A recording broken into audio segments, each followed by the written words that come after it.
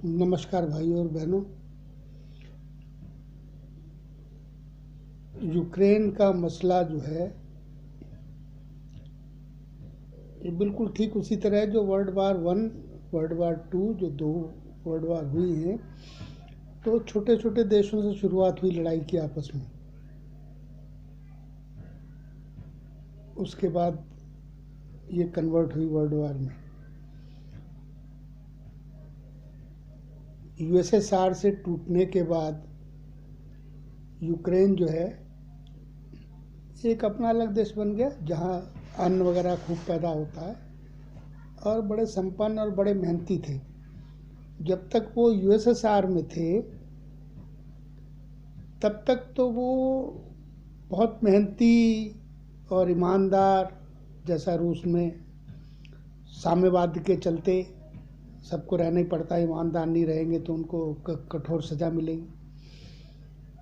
मगर जब वो अलग हो गए और उनको ये मिल गया एक ड्रामेबाज, नौटंकीबाज जेलेंस्की मिल गया, तो इसने खुला छूट दे दी। वहाँ इतनी ज़्यादा करप्शन चालू हो गई थी कि हर फील्ड में ओपनली रिश्वत दी जा रही थी अपना काम करवाने के लिए। ये हालत वहाँ कर दी थी और ये रिपोर्ट तो यूएसएसआर में बैठे पुतिन को मिल रही थी। अगर यहीं तक होता, वो रिश्वतखोर रहते, पाकिस्तान की तरह रिश्वतखोरी रहते और पैसे बनाते रहते, तब भी कोई बात नहीं थी। लेकिन उन्होंने क्या किया, साठगांठ कर ली अमेरिका से और नाटो से, और नाटो ने उनको अपने चने की झाड़ पे चढ़ा दिया। उनको एक मिल गया, दल्ला मिल गया उनको एक अच्छा खासा। उन्होंने कहा रूस को डाउन करने का बहुत अच्छा तरीका है और कोई तरीका नहीं है। रूस को ये चिंता नहीं थी कि वहाँ जेलेंस्की क्या कर रहा है, वहाँ के लोग क्या कर रहे हैं, उनका देश है, वो उसको लूटें घसोटें जो मर्जी करें, उससे उनको पुतिन को मतलब नहीं। मतलब उसको जब तब समस्या उसको तब हुई जब अमेरिका उसको बेस बनाने लगा। अब अपने पड़ोस में कौन तूफान खड़ा करेगा? जैसे हमारे पड़ोस में चाइना ने तूफान खड़ा कर रखा है पाकिस्तान को सपोर्ट करके, या श्रीलंका में अपना बेस बना ले, या मालदीव में अपना बेस बना के, तो हम बर्दाश्त कर लेंगे, हमें भी तो दिक्कत रहेगी। बिल्कुल ठीक इसी तरह पुतिन को वहाँ से दिक्कत थी। उसने उसको समझाया कि देख भाई, तू नाटो का सदस्य मत बन और ना यहाँ पर कोई लगने दे, अपना तू जो करता है करता रहे, हमें कोई मतलब नहीं। मगर वो तो जोकर था। अभी हाल ही में आपने उसकी फ़ोटो आजकल में देखी होगी, आंख मारते हुए, जैसे हमारे राहुल गांधी आंख मारते थे पार्लियामेंट में बैठ के। उसको कोई मतलब नहीं वहाँ की जनता से, उसको कोई वहाँ की जनता से हमदर्दी नहीं है। ये एक फैक्ट है।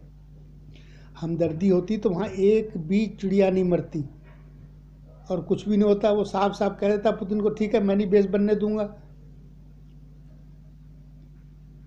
ये जो फैक्टर थे, इसकी वजह से पुतिन को आना पड़ा। और मैं एक बात बता दूं बड़ा स्पष्ट रूप से, नाटो जो दल्लागिरी कर रहा है अमेरिका की, उसको कुछ नहीं मिलने वाला। यूरोप अगर दखल करेगा तो वर्ल्ड वार पक्की है और पूरा यूरोप बर्बाद हो जाएगा। पिछली बार तो बच गया था ना, first world war second world war में यूरोप बच गया था। उसका कारण था रशिया इनकी तरफ था, यूएसएसआर जो थी वो यूरोप की तरफ थी। अब की तो ऐसा नहीं है। अमेरिका बैठा इतनी दूर, इनको क्या करेगा? वो क्या मदद करेगा इनको? यूरोप पूरा का पूरा बर्बाद हो जाएगा, ये एक पक्की बात है। इसलिए अभी तक तो यूरोप दूर है, लेकिन वो कहता हम हथियार देंगे, यानी वो आग लगाने को तैयार बैठा है। वो कहता है मैं तुम्हारी मदद नहीं करूँगा, तुम मरो सालो। ये हालत जो है यूरोप की है, नाटो कंट्रीज़ की है, नाटो देशों की है जो नाटो के सदस्य हैं। अमेरिका आज नहीं सोच रहा, वहाँ भी जोकर है वो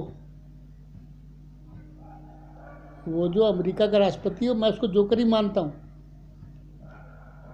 अगर वहाँ पर ट्रंप होता तो बिल्कुल ये दशा आती नहीं, ये संभावना बिल्कुल ना के बराबर थी। वो सोच रहा मैं बुढ़ा हो गया 2-4 साल में वैसे ही मर जाऊंगा, अभी कोरोना में तो बच ही गया हूँ, तो मर जाऊंगा तो दुनिया को लूटने पटने तो साले को क्या फर्क पड़ता मुझे। ये सोच होती कुछ लोगों की। बाइडन की, जो बाइडन की यही सोच है। उसको दुनिया से, दुनिया के लोगों से, इस धरती से उसको कोई प्रेम नहीं है खास, क्योंकि वो आग भड़का रहा है। आपके सामने ही है, अफ़गानिस्तान में आग भड़का के चला गया और लोगों को मरने छोड़ दिया। उसको इंसानियत से कोई मतलब नहीं है, ह्यूमैनिटी से कोई मतलब नहीं है उसको, वरना वो अफ़गानिस्तान के बच्चों और औरतों को कत्लो गारत में छोड़ के नहीं जाता।